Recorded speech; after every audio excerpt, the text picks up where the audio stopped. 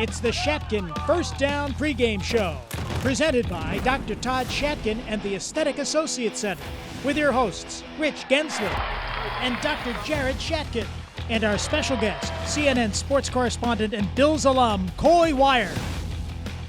Now, from the Shatkin Sports Network studios in Amherst, here are your hosts, Rich Gaenzler and Jared Shatkin. Welcome to the Shatkin First Down Buffalo pregame show. I'm Rich Gaenzler. We're going to open the show in segment number 1, going around the water cooler with Jared Shatkin, breaking down the Bills-Dolphins game, the big plays that were and weren't for both teams, the big sigh of relief at the end when the Bills advanced to the divisional round, and now we'll host the Bengals, who we'll talk about in the 4th segment. Jared and I getting together to that to break down the keys to the game this weekend. 3rd segment, let's go backwards. We're going to have the huddle. We have a bunch of special guests that are part of the Mafia. We're going to talk a little bit about the past game and this Sunday's game. And then in segment number 2, our Bills special guest, former Bills safety and linebacker, and now CNN sports correspondent Coy Wire, who was around the Damar Hamlin situation both in Cincinnati and in Buffalo. He's going to talk about what that was like and compare it a little bit, similar but different, to what it was like when Kevin Everett was hurt back in 2007 on that first play on the opening game kickoff. All of that coming up. But first, let's go around the water cooler. All right, here we are around the water cooler. Dr. Jared Shatkin, Rich Gaenzler back to talk about the Dolphin game. I mean, look, it was 2 points and 3 points in terms of differential in the first 2 games. Why shouldn't we have thought it was going to be a close game in the end, knowing it was a divisional game, albeit Skylar Thompson playing quarterback? It just kind of figured that it was going to work out the way it did. Didn't go against thinking, right, in terms of, you know, X's and O's, that the Dolphins would play a game so well and the Bills would give them as many opportunities as they did.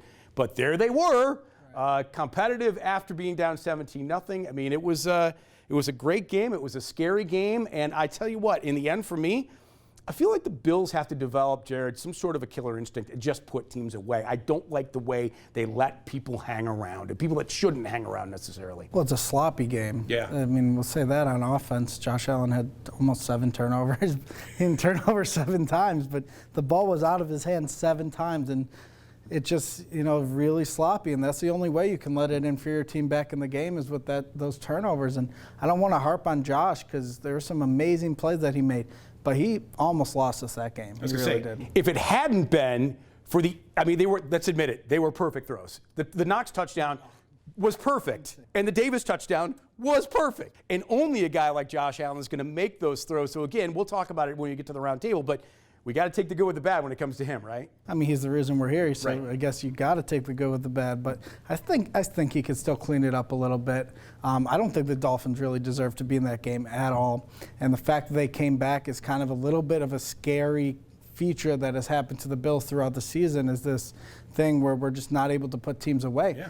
And I don't know if it's because of the coordinator and the quarterback wanting to just throw the ball deep too much, you know. And I know this week there was something about Brian Daboll having to hone Josh Allen back. And Ken Dorsey has not been that guy. He hasn't been that guy. He's been the type to let Josh go for it. But also I think that we're about to come up here and focus a little bit more against a better opponent. Yeah, for sure. I mean, listen, like the Dolphins, the Dolphins have really big drops in the game, but so did the Bills, right? Shakir had a big drop, Knox had a big drop, but they got by again. They escaped again. They're Houdinis, for God's sake. Yeah, I mean, a win is a win. It's the playoffs. Right. You know, what in 2016, what would you have said if we would have won the first game of the playoffs for the 17-year drought? So right now, I guess we got to be happy with what we have. We're advancing to the next round. We have another home playoff game, and we have a chance to be in the AFC Championship again. Let's switch it over to the defense. Huge plays by Elam. 2 great plays. The last play of the game against Gesicki, and then the pick. Taron Johnson had an amazing play on Waddle that no one's talking about. And obviously Trey White had another great play on Waddle as well. And Waddle clearly had him beat, but Trey White literally just speeds up. And the one note I'll take away from that is in terms of whether or not he's back to form. Confidence. That showed me that he was back to form. Yeah, so he's getting his confidence back, and that is huge. And Kyer Elam getting his confidence back is huge after he was benched. So these are really good takeaways, is that the defensive backfield is starting to get healthy.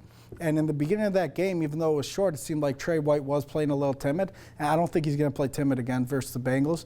And you know who else I thought really had a good game was Tremaine Edmonds. Yeah. And I think when he's healthy this year, he's shown that he probably deserves an extension. Yeah, for sure. He had a bunch of big pass breakups in the game that were crucial. I will say this.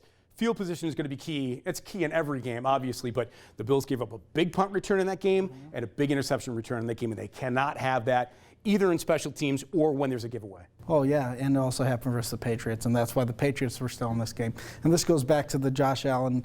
I mean, he fumbled the ball the snap after he had a fumble return for a touchdown. I mean, yes, you take the good with the bad with him, but he's got to learn to clean it up. He really does. Yeah, well, let's hope he cleans it up on Sunday against the Bengals. We're going to talk more about that in segment number 4. You'll be back for that with me. Coy Wire from CNN, former Bills safety and linebacker, will join us when we return on the Shatkin First Down Buffalo pregame show. I'm bored. This is the worst day ever. Remember when we used to go to the park? Another headache. Come out and play. Migraines can affect everyone and take us away from our fun activities and cause us to ignore the ones we love. The Dent Headache Center helped my mom. Yeah, my dad too. So now we don't miss out on all the fun stuff. Look at me! Whee! Hi, I'm Dr. Todd Shatkin here with Hall of Fame running back Thurman Thomas. My family and I have been coming to Dr. Shatkin's dental office for years. The office is beautiful and the staff is outstanding. Thanks, Thurman. It's been an honor for me to take care of you and your family. For a Hall of Fame smile, go where the pros go. Dr. Todd Shatkin at the Aesthetic Associates Center. Call today for a free consultation, 839-1700.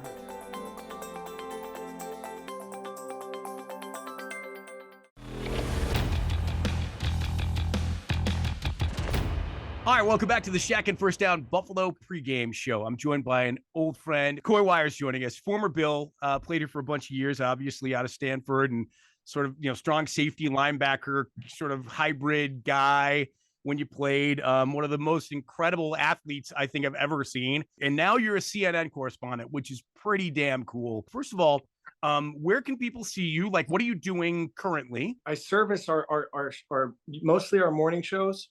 So they'll say, let's go to Coy for sports, because they're talking politics, they're talking hurricanes, big, whatever's happening in the news world. And then they bring us in as the specialist to break down maybe the top 3 to 5 sports stories of the day.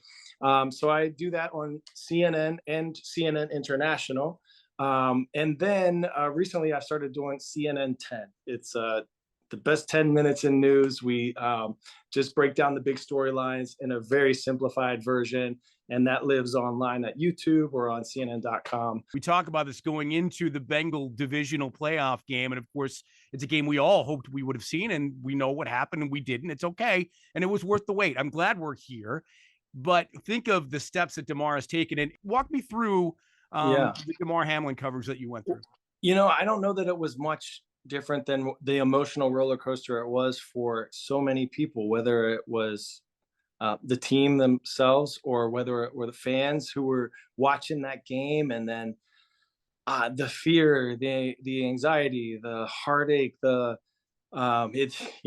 like transitioned into being this beautiful story of like, oh my God, thank God he's okay. And now like he's doing really well. And this is not a story about Hamlin anymore. This is a story about humanity because people have rallied around him. And you mentioned like Chasing M's Foundation, where he was set out to raise $2,500. It's almost $9 million. And so people rallying to like some of the worst events or experiences can bring out the best in all of us, right? And this was just a microcosm of that concept. And so I was feeling all of that. I mean, to be honest, I was really early in the week, had a really difficult time keeping it together on air because I was so emotionally impacted by this, having those kind of flashbacks of Kevin Everett being on the field with him and the kickoff when he was paralyzed and seeing his body convulse and seeing the ambulance and seeing the players huddled around and crying. And it was those same sort of images we saw in Cincinnati. And man, that's tough. And you don't realize like how much that affects you. So when you hear these players talking about it, Tre'Davious White said a few days after, or, actually the week after, he talked about how he keeps seeing that scene play over in his head when he closes his eyes. That stuff's very real.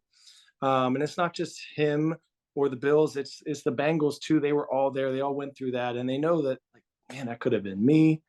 And you just start counting your blessings. And so it's, man, heavy stuff that is beyond sport, because families all around the world experience this with the loved one, with somebody that they know who suddenly falls ill or passes away. It's impactful stuff that I think everyone somehow, some way can relate to. And thank goodness for sport that we're able to take an event like that and see how we can turn it into a positive and find the positive despite all the tragedy. So what are your thoughts on this game and certainly on the Bills in general? I'm just so blown away at how they are performing at such a high level, especially on the defensive side of the ball with all the injuries they've had. I mean, their safeties, their defensive secondary. I mean, usually when you use one member of your defensive secondary, it's a huge blow, because that means a corner might have to move into nickel, and now a younger corner has to come in, and they've had multiple injuries in their defensive back end. Von Miller is not there, but they're still pressuring the quarterback. It's like unbelievable stuff. It just speaks volumes about, from the coaching staff to the players, being able to absorb and assume the identity of what's being built and what has been built there in Buffalo over this past several years. So I think Joe Burrow's in trouble.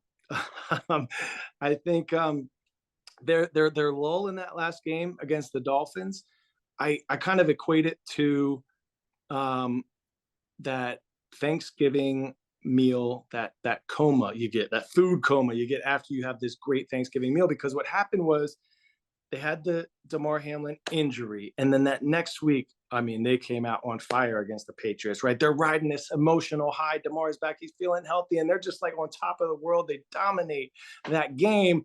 And then it's like, I mean, come on, that's draining, right? Like, you're on this emotional roller coaster. So that's what I saw against the Dolphins, even though the Dolphins only had a third string quarterback. And we're like, wait, what is happening here? Josh didn't play well. He's the first to admit that. The defense,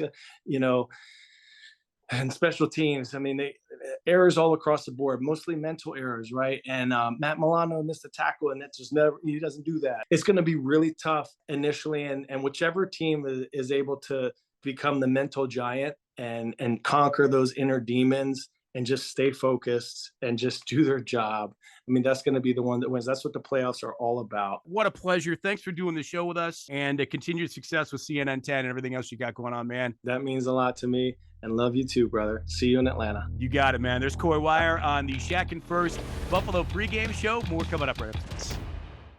Damar Hamlin laid lifeless on the field. The Bills' medical team brought him back to life with CPR. Only 10% of Americans survive a heart attack outside of a hospital setting. Only 5% of Americans are trained in CPR. Be part of a community-wide solution. Damar could have been a family member, friend, someone at work, or even a complete stranger. Call or visit the websites on the screen to set up your CPR training today. Go Bills! If there's one thing I love more than Western New York, it's the people of Western New York. So all my friends from Buffalo, Hamburg, and Niagara Falls, Lockport, West Seneca, and Grand Island, where would you love to have dinner tonight? Brussels, of course. Brussels, of course. One more time. Brussels, of course. Thank you, Western New York, for being my guest and letting us do the rest. Are you hungry? Eat. Stabilize your loose dentures with Shatkin mini dental implants.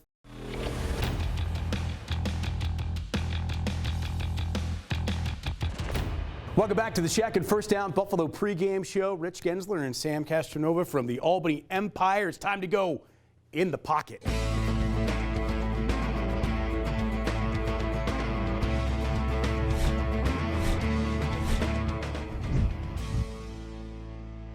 All right, well, we talked about this a couple of weeks ago. We could actually probably just get the tape and play it back again. But this is a little bit more fresh and a little bit more different. It's the divisional round. It's one and done now for the Bills and Bengals. And obviously, it's Joe Burrow for Cincinnati. Break them down. He's probably top 2-3 quarterback in the league, especially this year.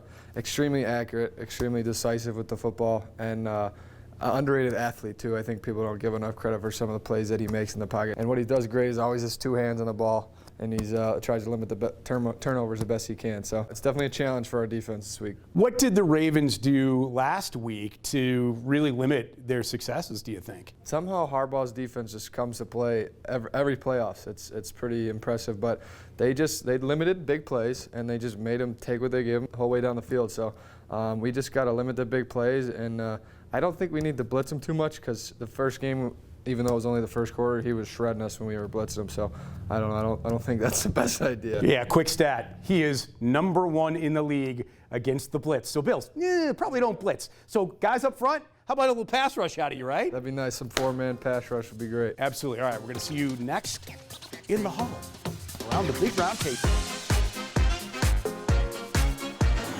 All right, welcome back to the Shatkin First Down Buffalo pregame show. Here's the huddle around the round table. Obviously, Jared, Sam, Bob's back, Bob DeVita, and Gino from Gino's Pizza. Welcome to the show for the first time. Thank you for inviting me. You're very welcome, and I understand you were the other kind of footballer. Yes, soccer. Despite the fact you're still wearing a Jim Kelly jersey, I appreciate that. My pleasure. So, Gino, Tonawanda on Fries, right? Right next to Ken East. And I understand your pizza is like old home, old style Sicilian, right? Just like they used to make years ago. Just sauce, a little bit of olive oil, and Romano cheese. That's it. That's it. But you have a long history here in town. You were also a pro athlete as well back in the day, right? Played soccer, yes, for the Buffalo Blazers in the 70s. At the Rock Pile. At the Rock Pile. It was fun. Fellas, let's talk about the Dolphin game. And I'll start with my quarterback, Sam, who was making a face. I know we all just did a big giant sigh of relief when that game was over. But look, we've seen these games before out of the Bills, right? Where they take a big lead and somehow they let the other team into it. But let's start with Josh, Sam, you first. I mean, look, when is it going to catch up to us? Yeah, I mean, it's no more regular season. This is one and done. So I was a little disappointed with the performance from him and just from the team overall, but it starts with the turnovers. It changes the momentum of the game, and he just got to protect the ball a little bit better. Yeah, Bob, I mean, are you okay with that? Are you okay with it? Taking shots deep, and they're so explosive and so exciting that they rely on those big plays, and usually they get them, and it makes up for the times when they give the ball away on their side. You know, I was at the game, and I thought we should have been up 21-0 on that pass to Knox. I thought Josh could have ran that ball in. I thought he's been a little hesitant in running the ball. He's like stopping in the middle and throwing and hesitating. And I don't know if that's from the week before because Belichick put a spotter on him and they contained him pretty good. Josh needs to play his game, and we need him to run the ball when it's the right time. Gino, let's go over to you. What was your take watching the game overall? People have to realize one thing. You're under pressure every single Sunday. Teams, no matter who they are, if they have a third-string quarterback, if they have a high school quarterback, they're coming after you. We don't have a bad team. We have a great team. You have to be patient. Wait until Josh Allen wakes up in the fourth quarter. That's what you got to do. You know, but as long as you have Josh Allen on the team, you are in great shape. Fair enough. And Jared, let me flip it over to you and let's talk about the defense a little bit. It was another, on the Gesicki touchdown in particular, Poyer and White get confused. How do those two guys who have been with each other for 5 years get confused in that situation? Number one. On the other side of it, how about the play of Trey White, especially on that one deep ball when he did chase Waddle down and have the breakup? And how about Kyrie Elam with another great performance? Yeah, I actually was pretty impressed defensively with us, even on that one touchdown. Josh wasn't putting him in good positions. You can't give the ball away that many times. He had 7 turnovers. And when you give a team a short field, even with Skylar Thompson at quarterback, you're looking into some situations that aren't going to be good for the defense. And these guys are pro athletes. Eventually, one of them is going to get open. So to me, the defense was actually something that I thought was pretty encouraging. You can talk about the Bills, Sam, having their drops, but the Dolphins had really significant drops in that game too, which would have made the game closer earlier. Absolutely. Could have been 7-0 them really early if it wasn't for Hill and Weil each having a big drop of their own. I guess the only thing that made me feel better about the weekend was how much the Bengals struggle with the Ravens too. Again, neither team played to their ability, the Bengals or the Bills. But before we go, we got to get your predictions on what do you think is going to happen. Gino? I would say 34-31. 34-31, high-scoring game. Yes, high-scoring game. Yeah. Should be that way. I mean, arguably the teams score a lot and both teams give up a lot. It's going to be like one of those MAC college football games, right? Jared, what about you and your score? I think it's a coin flip. The way, Bills haven't been playing their best, but I think we'll still squeak away at home. I'm going to say 34-27. All right, and of course the Bengals are banged up, and we'll talk about that, especially on the O-line. Sam, what do you think? I'm going to go 38-34 Bills. 38-34. Oh, if you like offense, watch this game, everybody, right? And Bob?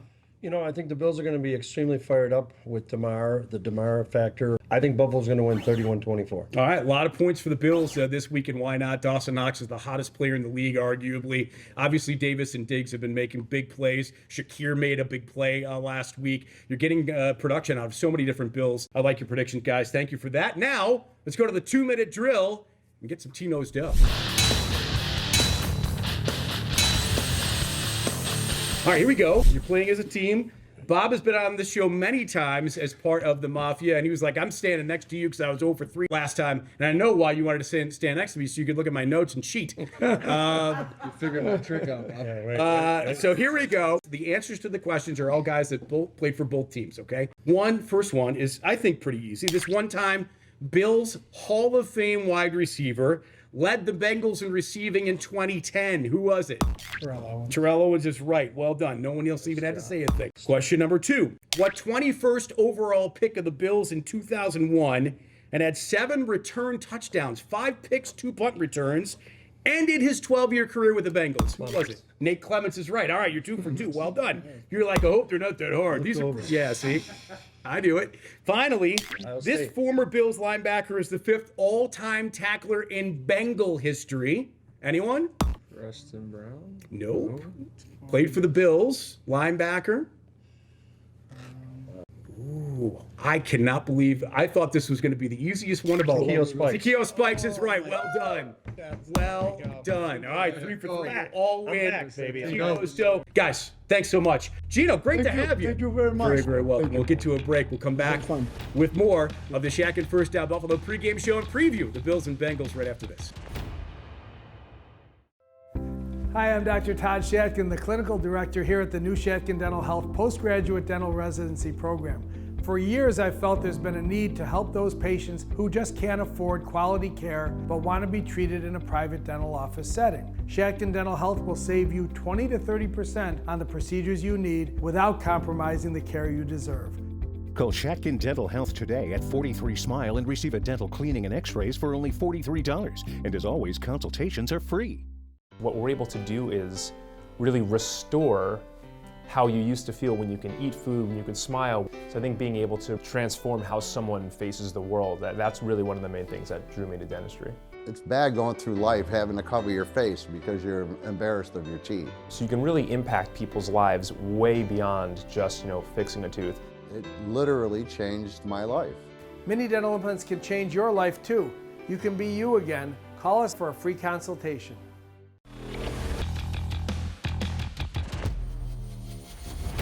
All right, welcome back to the Shatkin First Down Buffalo pregame show with Dr. Jared, Rich Gaenzler once again. Let's talk about this divisional round playoff game, a home game against the Bengals, and the game that we hoped we would have seen a few weeks ago, and it was worth the wait, I think. Now, 2 teams obviously coming off poor performances in the wild card round. The question is, who's the better team this week? Let's start with the Bengals first. Burrow, not particularly great, not great numbers. Wasn't bad against the Ravens, but what do you think the Ravens did to hold back the Bengals offense? I feel like the Bengals didn't have a lot of time of possession, and they didn't have a lot of drives that really went anywhere. Well, the Ravens defense has played really, really well this last part of the season without Lamar Jackson, and Roquan Smith had a great game, and they got a great pass rush, and they had some tight coverage on the receivers. So Joe Burrow didn't really have many places to go in that game. I thought the Ravens had a really, really good game plan, and I hope the Bills can have a similar game plan next week because we have some similar talented players like that. So the big question everyone is talking about is the Bengal O-line, right? Kappa's hurt.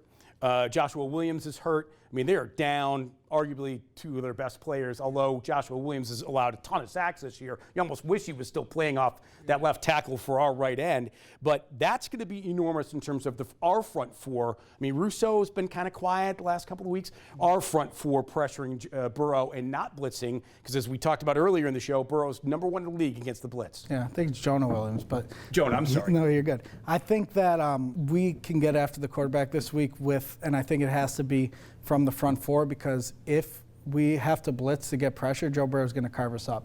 So I think Rousseau has to have a big game, and I think Ed Oliver has to be stout again in the middle. And I think we will. I think this is the game where we have to have the D-line have the biggest game of the season. Would we love to have Von Miller? Yeah, but we're here without him, and we're in the second round of the playoffs. And what more motivation does those front four need? The crazy thing is I feel like the two teams are almost identical, although you could argue that Mixon and Pirine are probably better backs than Singletary and Cook. They're a little bit older, a little bit more seasoned, but both the sets of running backs basically have the same tools. They can run and they can catch. Maybe they're a little more seasoned backs, but I mean, maybe Josh Allen's a little more of a dangerous player than Joe Burrow. This is two really even teams. Yeah, for sure. The 88s are this. Hurst is really good. Yeah. We know what Dawson Knox is. He's got 5 touchdowns in 5 games in a row, which I think it's Gronk and Kelsey are the only 2 playoff guys to ever do that since 1970, or any 2 tight ends since 1970 to do that. That's pretty remarkable. Then the wide receivers. Look, I mean, I think the depth at wide receiver for the Bills is better than it is for the Bengals. The Bengals' top 3 might be better than the Bills' top 3, give or take. But in the end, I think the Bills have more weapons to choose from if they need it. Well, in the emergence of Khalil Shakir, Allen was looking for him a lot last game. That he threw that long pass to him, and I think that tells you something about the confidence he has in a player like that. And Shakir looks really nice after the catch, and I think he can be a player that can pay some dividends. And Gabe Davis looked really, really good last week. So if we can have a 1-2 punch like that, and maybe some of the guys in the slot have some big games with Knox on the outside, you're talking about a deep class of weapons there. Yeah, and we haven't even mentioned Beasley and Brown and what they're capable of, and the comfort factor that I think Josh has with them. You know, in terms of defense, they're pretty deep too. I mean, they have a deep D-line. They can go 8 in a rotation if they want. They have good pass rushers in Hendrickson and Hubbard. Yeah. And their linebackers are really good too. Yeah, and defensive backs is where we can get them, though. I think they're on a couple backup defensive backs there. And I know they say Eli Apple he always gets the brunt of the jokes because he gets burned, but he actually is kind of solid. It's the other guys who I would like to attack more. Yeah, for sure. Everybody wants to see that Logan Wilson-Josh Allen matchup, the Wyoming guys going against each other, so that'll be a fun matchup to watch. 2 big athletic guys from Wyoming, yeah. For sure. So it's going to be a great game. We've been looking forward to this. 3 wins to the trophy. 3rd week of Damar Hamlin in his rehab. Once again, big love to 3 before we get out of here. You already made your pick for the game. I'm going to take the Bills 31-30. I think somebody else in the round table might have had 31-30. I'm going to go with 31-30 as well. Maybe it's Tyler Bass that has an game-winning field goal. But the Bills will move on to Atlanta, maybe, provided Kansas City beats Jacksonville. If they don't, the Bills will host the AFC Championship with a win, provided Jacksonville can pull that upset. What a monumental game that would be. All right, that'll do it. Great job as always, man. Thank you. And thanks for watching, everyone. Got to thank our friends at Shatkin First, I Smile Aesthetic Associates, Dr. Todd Shatkin and Russell's as well for sponsoring the show. Let's go, Bills. Let's get into that AFC Championship for another year. We'll see you next week. We meet it right here on the Shatkin First Buffalo Pregame Show.